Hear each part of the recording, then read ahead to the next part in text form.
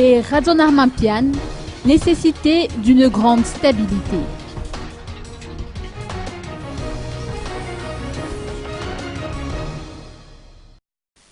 C'est une chose que le pays ait réalisé les élections, mais cet acquis est encore fragile et il faut protéger. Pour ce faire, une stabilité est requise de l'avis de Radonarmampian, au cours d'un bref entretien avec la presse hier à la grande résidence de Thomassen. Les constitutions de nombreux pays accordent une place prépondérante à la stabilité, a-t-il poursuivi. Cela implique non seulement la stabilité du pays, mais aussi la stabilité dans la gestion des affaires de l'État.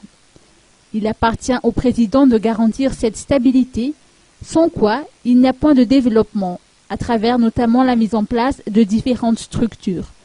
Tout cela doit se faire dans un esprit de réconciliation, de Fiavanen. Y aurait-il un lien quelconque entre les grands débats sur l'avis émis par la HCC concernant la nomination du Premier ministre et la dissolution de cette institution? Le président Radonarmampian a indiqué que l'on peut toujours trouver un lien entre un fait et un autre. Toutefois, le mandat des membres de la HCC, selon ses dires, a expiré en 2010. Il a réitéré ce qui a été évoqué au cours du Conseil des ministres de jeudi dernier, selon lequel c'est dans l'esprit de l'application de l'état de droit que cette décision a été prise.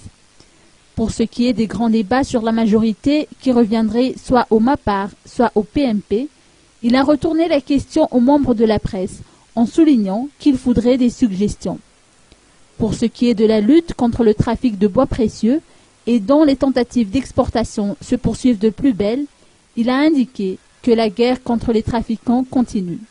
Il ne doit pas être le seul à mener le combat, c'est selon le président Radonarmampian une affaire de tous.